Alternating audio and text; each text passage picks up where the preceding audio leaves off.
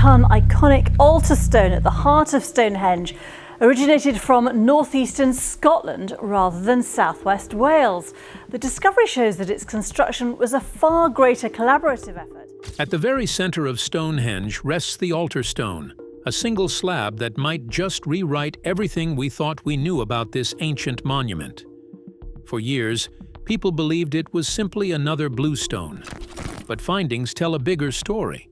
What if this one stone held the power to change our entire understanding of Stonehenge? And what if its journey turned out to be stranger than the legends of giants and wizards? Join us as we dig into the mystery of the altar stone, where science meets myth, and the past still tells secrets we're only beginning to hear. The long journey of Stonehenge's altar stone. For centuries, archaeologists and storytellers alike believed that the altar stone, the 6-ton slab lying at the heart of Stonehenge, had come from southwest Wales, part of the famous bluestones that were dragged across mountains and rivers into Salisbury Plain. Yet recent analysis shocked the academic world when it revealed that this central stone was not Welsh at all. This discovery will leave you speechless. Instead, it had its roots in the distant northeast of Scotland, a discovery that forever changed the narrative of Stonehenge's construction. But this was no casual suggestion. It was confirmed through painstaking scientific research. Geologists studied the mineral composition of the altar stone and matched its makeup to the Orcadian Basin, an ancient region that stretches across Caithness, Orkney, and the Moray Firth. Its grains, its chemical fingerprints, and its very geological essence aligned perfectly with rocks from that northern land. This finding wasn't just a small correction. It rewrote the story of the monument's creation, suggesting that people in prehistoric Britain had connections, intentions, and skills far beyond what had been assumed. And for years, experts had lumped the altar stone into the category of the Welsh bluestones, assuming it was one among many transported from the Preseli Hills. The bluestones themselves were a marvel, dragged over 150 miles from southwest Wales to Salisbury. Yet, the altar stone stood apart, distinct in both composition and origin. The sheer weight of the altar stone makes its journey almost unfathomable. At 6 tons, it dwarfs the imagination of what prehistoric transport could achieve. To move it from Scotland to southern England would have required extraordinary planning. Experts suggest that it may have traveled along the sea by boat before being dragged inland on sledges, using ropes, logs, and brute human determination. Every mile of its passage testified to a people not bound by their limitations, but driven by vision. The altar stone was not a matter of convenience. It was an act of will, and science leaves no room for doubt. Detailed mineral analysis proved that the stone could not have originated from Wales. Its mineral structure was unique, bearing the unmistakable signature of Scotland's geology. Researchers published these findings in Nature, one of the most prestigious scientific journals in the world, ensuring that the discovery was not simply academic gossip, but a fact grounded in evidence. It was a breakthrough that forced historians, archaeologists, and the wider public to rethink what they thought they knew about the monument. Yet this discovery did not erase the role of Wales in Stonehenge's story. The smaller bluestones that circle the site still trace their origins to the Preseli Hills, standing as proof that Stonehenge's builders drew from multiple regions of Britain. Archaeologists have even found that some stones were reused from earlier monuments in Wales, such as the Wan Mon stone circle, whose footprint eerily matches the bluestones now standing in Salisbury. Imagine the scene. A sacred circle dismantled in one corner of Wales, its stones uprooted and dragged across the landscape, only to be reborn within the mighty ring of Stonehenge. This suggests not just the movement of stones, but the migration of ideas, traditions, and sacred practices. When we return to the altar stone at the heart of Stonehenge, its symbolic significance becomes strikingly clear. Positioned at the center, this stone was the focal point around which rituals and ceremonies were conducted. It was not selected for convenience, it was chosen for its importance. Its distant origin granted it a deeper meaning, possibly spiritual, political, or both. It served as a true altar, a connection between heaven and earth, life and death, humanity and the divine. Long before modern science uncovered these truths, ancient peoples created their own explanations. Medieval legends spoke of giants who transported the stones from Ireland to England, and later, tales credited Merlin, the iconic wizard, with moving them through magic. These stories, while fantastical, emerged from the awe inspired by such an immense and mysterious monument. Faced with its grandeur, earlier generations believed it must be the work of extraordinary beings, not through magic, but through the remarkable collective power of communities banding together over generations to create something enduring. This proves that the people of prehistoric Britain were not mere isolated farmers. They were visionaries. They planned multi-generational projects, sourced stones from afar, and united different communities in shared creative endeavors. The altar stone is unlike the other bluestones. It is a rare sandstone whose chemical fingerprint links it to a quarry in Scotland, hundreds of miles from Stonehenge. Scientists discovered this using portable X-ray technology, proving it had a story separate from the Welsh bluestones. Some believe its placement, lying flat rather than upright, marked it as a foundation stone for rituals. Its journey may not have relied on brute strength. Alone, waterways, sledges, and clever engineering could have made the impossible possible. Stay tuned as we reveal facts that even scientists tried to hide. The Many Faces of Stonehenge, a monument of mystery. Theories about why Stonehenge was built stretch back centuries, ranging from sacred burials to cosmic calendars. At first, early excavations revealed cremated human remains buried beneath its soil, leading many to believe it was a great cemetery. The Bronze Age context made this explanation compelling, since cremation was common at the time, and the discovery of ancient bones and funerary items suggested the place might have been dedicated to honoring the dead.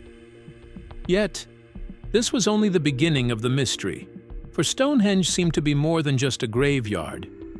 But the imagination of people could not be contained, and so others declared it a temple, perhaps a holy sanctuary, where ancient priests conducted rites and ceremonies to commune with gods or ancestors.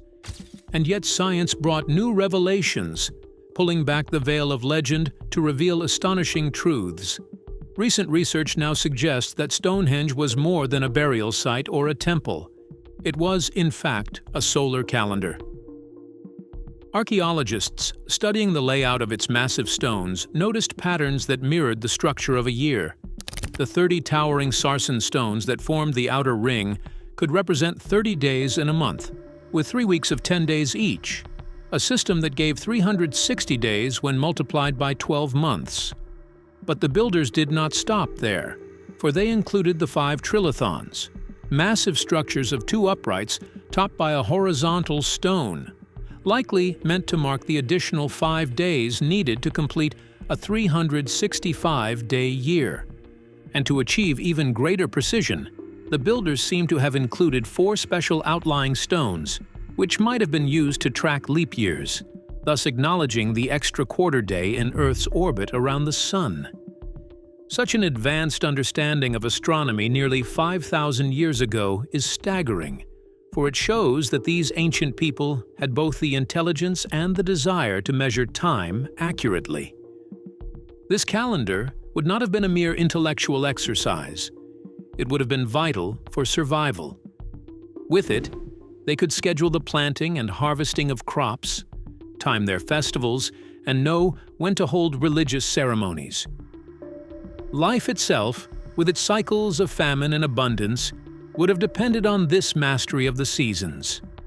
And still, Stonehenge hides more secrets in its silent stones. Acoustic studies conducted in recent years revealed that sound behaves strangely within the circle. Scientists built a precise replica and discovered that voices and music were amplified inside, while sounds from the outside were muffled. Those within the stone circle could hear every word and every chant clearly, but outsiders would hear only muted echoes.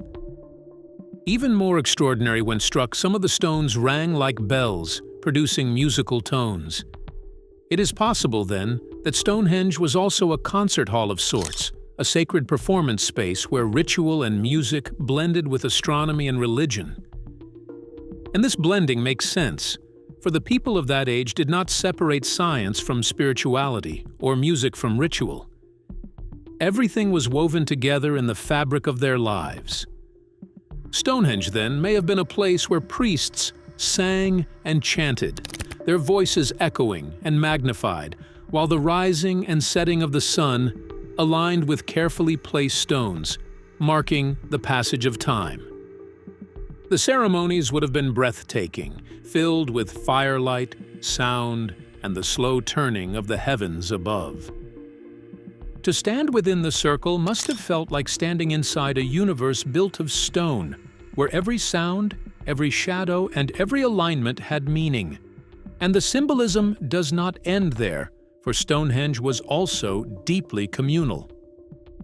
The labor needed to haul its stones, some weighing up to 70 tons, over distances as great as 150 miles, suggests that entire communities, even regions, were involved. The altar stone, now believed to have come from Scotland, was transported over land and sea to its final resting place at the monument's center. This kind of effort was not the work of one tribe, but of many, working together, bound by a shared vision. Thus, Stonehenge became not just a monument of stone, but a monument of society, proof of cooperation, skill, and determination. And so, when one considers all these findings together, the burials, the temple rituals, the solar calendar, the acoustic performances, and the massive communal effort, it becomes clear that Stonehenge was never built for one single purpose. It was all these things at once, a place where the living honored the dead, where the stars and sun were tracked, where music and ritual merged, and where entire peoples came together in shared belief and labor. Its multi-purpose nature makes it one of humanity's earliest and greatest symbols of unity between science, spirituality, and community. And perhaps that is why it still captivates us today. For though the world has changed and machines now build where once men strained with ropes and sledges, the questions Stonehenge raises remain timeless. What do we build for? What do we choose to remember?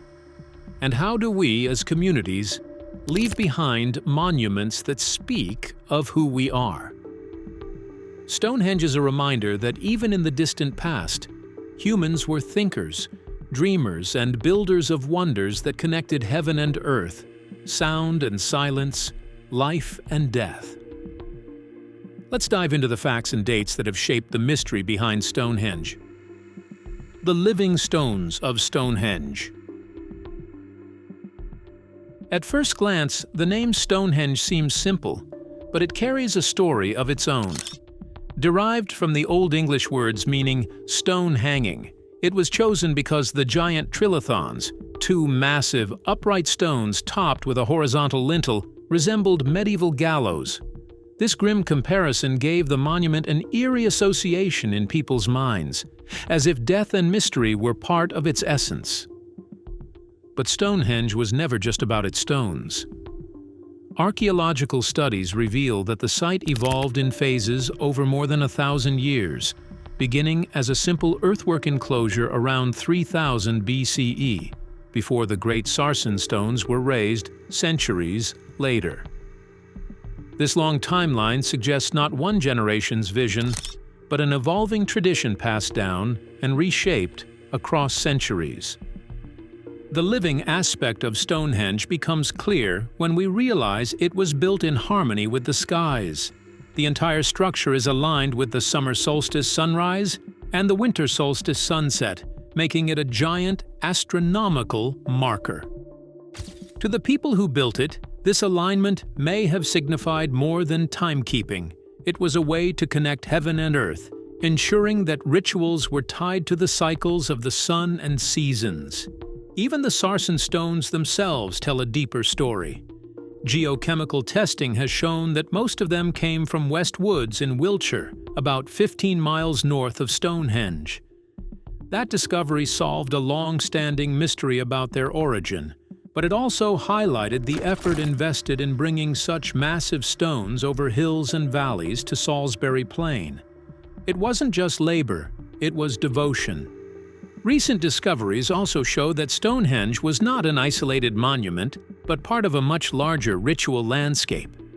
Nearby sites such as Durrington Walls, the remains of a vast Neolithic settlement, suggest that Stonehenge was at the center of a bustling ceremonial complex.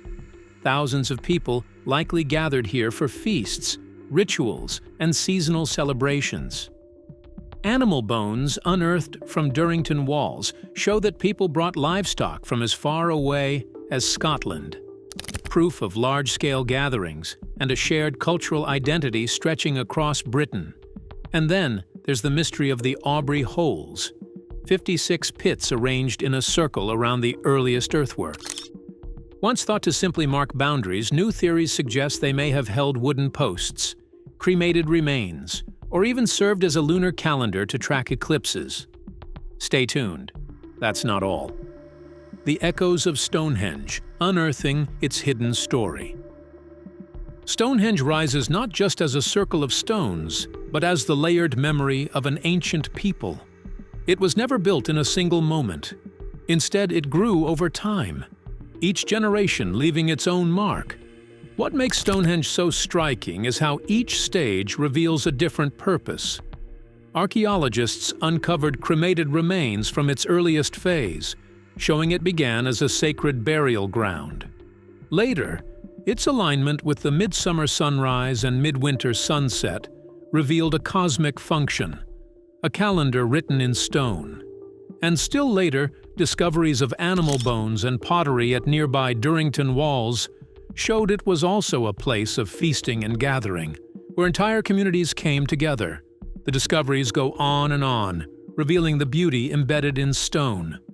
The monument's evolution reflects the society that built it, adaptive and connected far beyond its local landscape.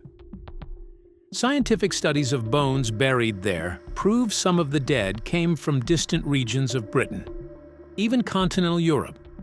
Stonehenge, then, was not a local shrine, but a hub of networks, trade, and migration.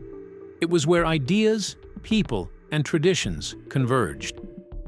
Rather than one fixed identity, Stonehenge carried many faces at once: temple, tomb, calendar, and meeting ground. To stand within it was to stand in a space where the boundaries of life and death, sky and earth, ritual and community all blurred together. And that is perhaps its greatest mystery. Not how the stones were raised, but how meaning was continually woven into them across the ages. The Romans, upon arriving in Britain, looked at the strange circle and imagined it must have been a temple, perhaps dedicated to Apollo. In every era, people projected their fears, hopes, and beliefs onto the stones, filling the silence with stories. For centuries, that silence remained unbroken until the mid-1800s, when archaeologists armed with spades and curiosity began to peel back the soil around Stonehenge. They expected little but found much: burnt wood, antler tools, shards of pottery, even Roman remains. These discoveries hinted that Stonehenge was not a frozen relic of one moment in time, but a place used, abandoned, and reused across centuries. The most startling finds were the cremated human bones unearthed in 1862. These remains, carefully buried within the site, spoke of ritual significance. Radiocarbon dating later revealed that many cremations dated as far back as 3000 BCE, placing them at the dawn of the Bronze Age. Stonehenge, it seemed, was more than a gathering place. It was a cemetery. The ashes of men, women, and perhaps even leaders rested beneath the stones, transforming the monument into both temple and tomb. The bones also told of a cultural shift. Analysis of burial artifacts revealed connections to the Bellbeaker people, a society that spread across Europe around 2400 BCE. Named for their inverted bell-shaped pottery, these people carried more than decorated cups. They brought with them metal. Bronze, crafted from copper and tin, was a revolutionary material, reshaping warfare, farming, and artistry. At Stonehenge, traces of their presence show that the monument was not isolated, but woven into a continent-wide network of cultural exchange.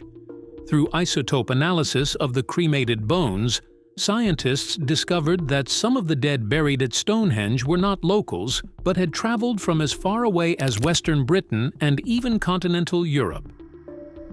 This was no provincial gathering place, but a pan-European hub, a monument at the crossroads of trade, migration, and ritual.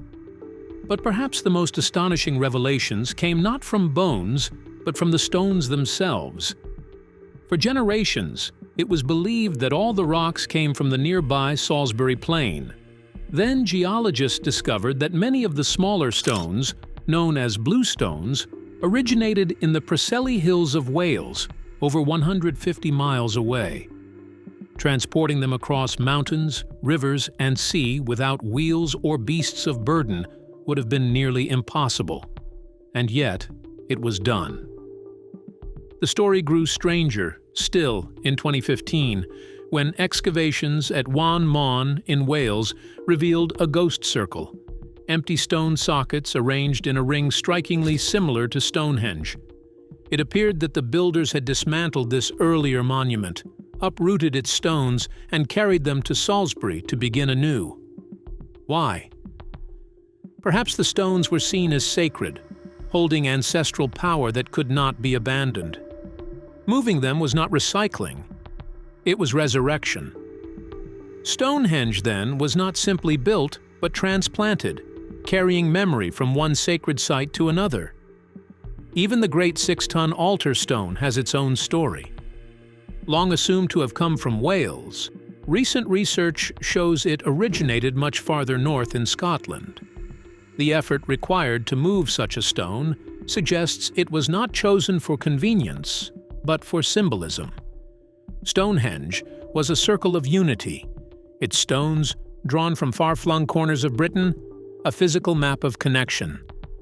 The monument itself did not spring up overnight. Its construction spanned centuries, evolving through different phases. Around 3000 BCE, workers dug a circular ditch and bank, forming the first henge. Within it they carved pits, known as Aubrey holes, possibly used to hold timber posts or small stones. Centuries later, the bluestones arrived, rearranged several times as the monument's purpose shifted. Then came the sarsens, the largest stones, some weighing over 70 tons, hauled from Marlborough Downs, 20 miles away. These were raised into towering trilithons and crowned with lintels, fitted together with tongue and groove joints so precise they still hold after 5 millennia. Each stage reflected not just engineering brilliance, but also social organization. Thousands of people must have labored together, not under a tyrant's whip, but bound by shared belief. Inside the circle, archaeologists uncovered evidence of continuous reuse across generations. Animal bones, pottery fragments, and tool remains suggest that Stonehenge was not abandoned after its construction, but became a living site, generation, and centuries to come. This endurance shows that it wasn't just a one-time wonder. It remained relevant for nearly 1,500 years. Surrounding the monument, new technologies like ground-penetrating radar have revealed hidden features buried beneath the soil. Avenues leading toward the River Avon, clusters of burial mounds, and even outlines of once standing timber circles. These findings place Stonehenge within a much broader ceremonial complex, showing it was not an isolated monument, but part of a sacred landscape that stretched for miles. Even more intriguing is the discovery of Stonehenge's link to water and rivers. The avenue that connects the stones to the Avon seems to have been deliberately aligned with the solstice, suggesting that processions may have moved from river to stone in ritual journeys. The builders of Stonehenge may themselves have been descendants of migrants who brought new farming practices and cultural traditions. This makes the monument a testament not only to local ingenuity, but also to cultural blending, a collaboration of ideas as well as labor. The story of Stonehenge did not end when the stones were raised. A burial known as the Amesbury Archer contained gold ornaments and tools from continental Europe, suggesting the monument stood at the center of a vast network of exchange. And although Stonehenge stands as one of the world's most studied monuments, it is paradoxically one of the most misunderstood. For every trench an archaeologist digs, there seem to be more mysteries unearthed than answers. We know it is old. We know it was built in phases. We know stones came from both nearby quarries and far-off lands. But beyond these accepted truths lies an ocean of lesser-known stories, whispers of forgotten science, and even fictional tales woven from its silence. Most visitors think of Stonehenge as an isolated ring of stones, stark against the English sky. But what they don't realize is that Stonehenge is only the visible tip of a much larger ceremonial landscape. Ground-penetrating radar of these stones has revealed more. Beneath the grass lies a constellation of pits and markings that hint at wooden monuments even larger than Stonehenge itself.